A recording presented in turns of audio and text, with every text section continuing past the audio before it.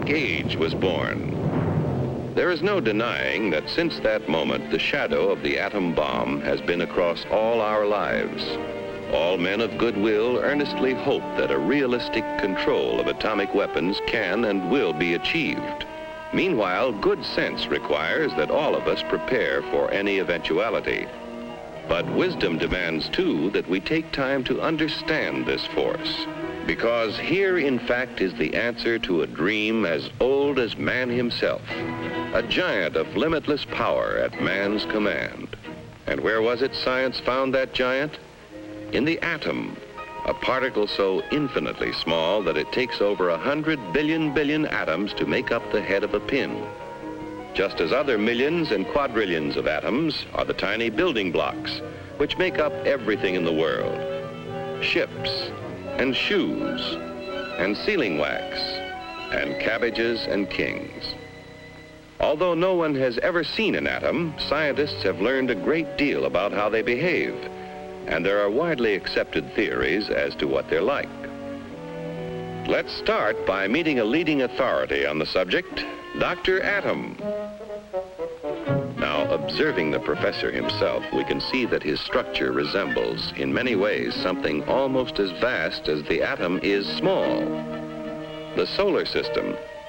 And there are certain similarities. Here is the center with electrons in surrounding orbits.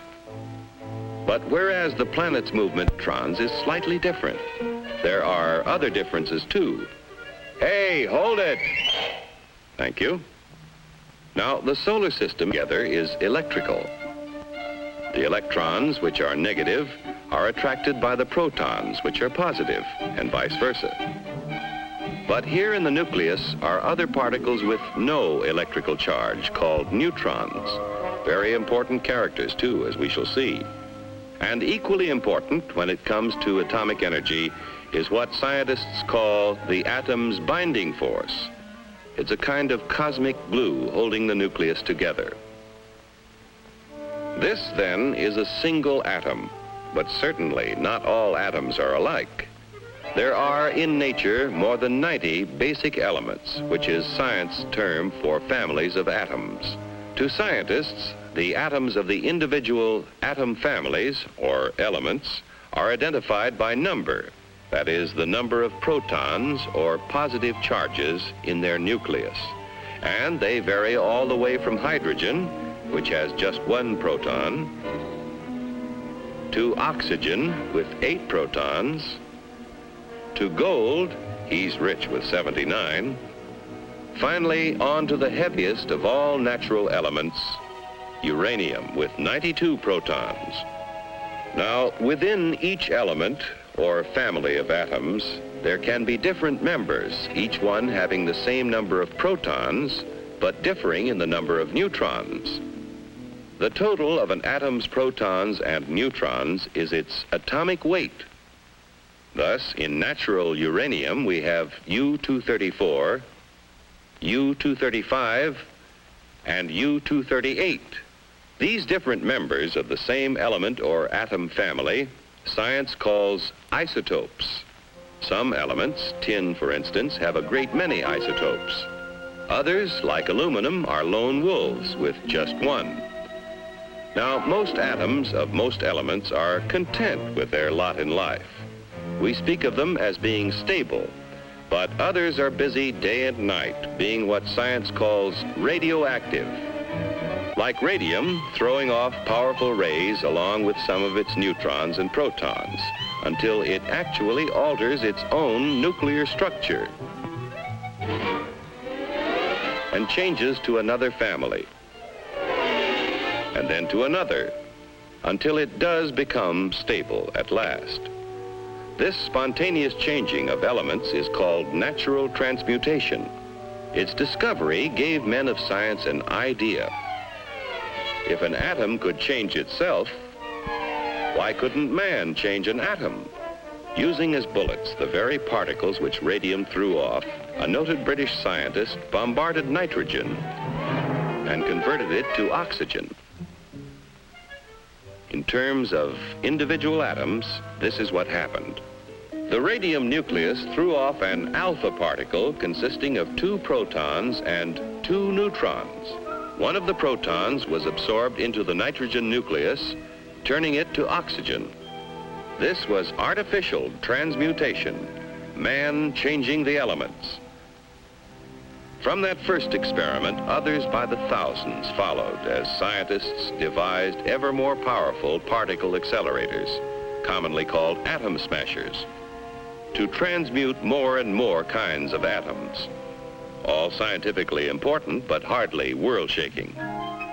Then, in 1939, some scientists were experimenting with transmutation of uranium.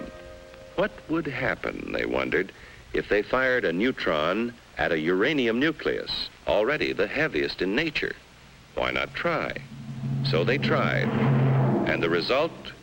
Nuclear fission. Instead of a minor change, the atom split in 2. Truly a discovery to change the world. For what had happened when the uranium atom split was a kind of double miracle of science. Half of the miracle concerned that binding force we spoke of before, that kind of cosmic glue which holds the atom's nucleus together. We still don't know all about that binding force yet, but we do know it is equivalent to mass. Therefore, we may speak of it as having a kind of weight of its own. Now, the 2 atoms into which a uranium atom splits also have binding force. But for some reason, it takes less of that glue to hold them together, and in the process of fission, a tiny fraction is left over. What happens to it? It explodes as energy, proving Einstein's theory that mass and energy are really the same. But we spoke of a double miracle. To understand the second one, let's slow down that fission a million or so times. A single particle starts the reaction, splitting the uranium atom. Here now is the release of energy as heat and blast. Here are powerful rays being given off, similar to X-rays. But here are free neutrons driven out with tremendous speed. And provided there is sufficient U-235 present, what science calls a critical mass, those neutrons bombard other uranium atoms, causing them to split and split still others. The result? A chain reaction. Over 1,000,000 billion atoms exploding within 2 seconds. And the force?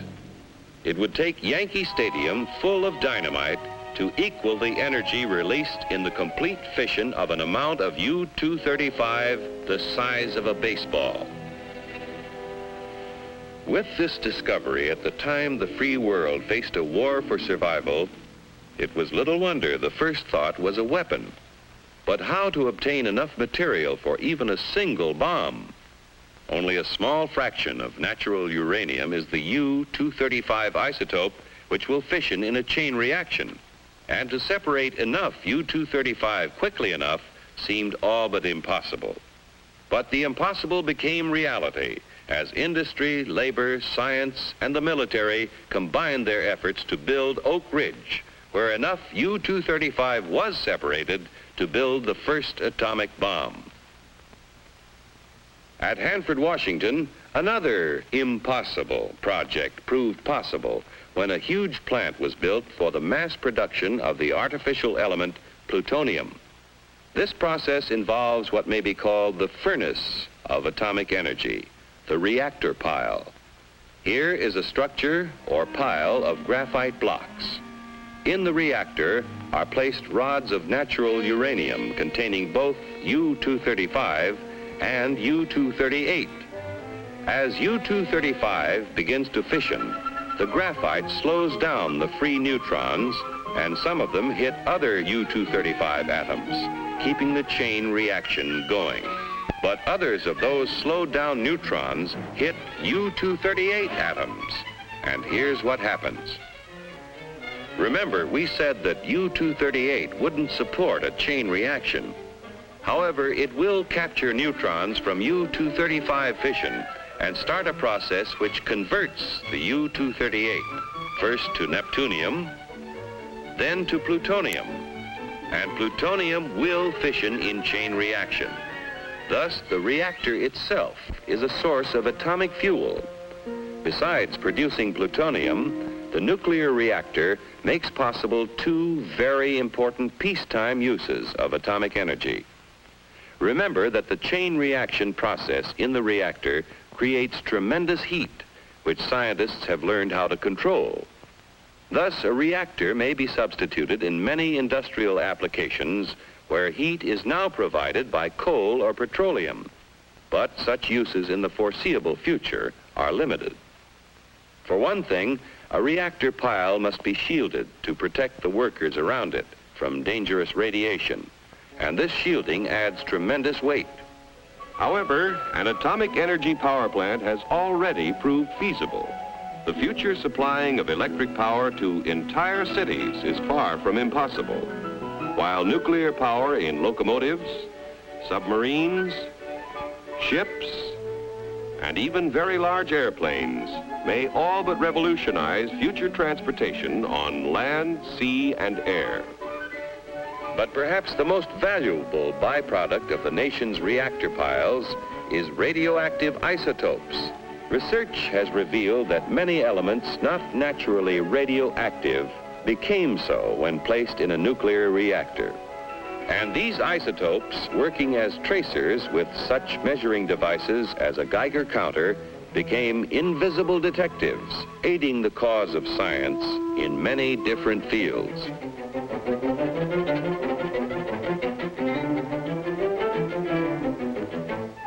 In agriculture, isotopes are now used to test such things as the effect of fertilizers on plant growth and the proper timing for their use, helping to assure bigger and better yields from tomorrow's farms.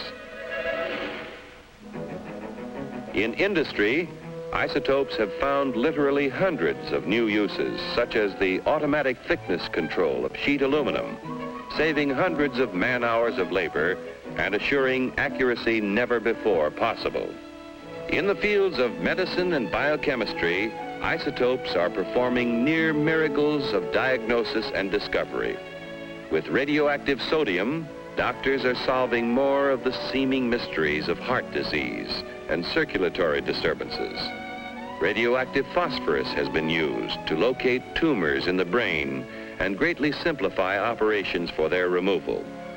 Iodine-131 finds one of many uses in revealing conditions of the thyroid, and there are many more. New ways of using isotopes are being discovered constantly through the tireless work of modern pioneers in such fields as chemistry, metallurgy, medicine, and biology. Truly, the superpower which man has released from within the atom's heart is not one, but many giants. One is the warrior, the destroyer. Another is the engineer, seeking to provide vast quantities of energy to run the world's machines. Another is the farmer, helping to better feed tomorrow's world. Still another is the healer, helping to diagnose and cure the sick. And the last is the research worker, working on in the fields of pure science to reveal more of the mysteries of the universe. But all are within man's power, subject to his command.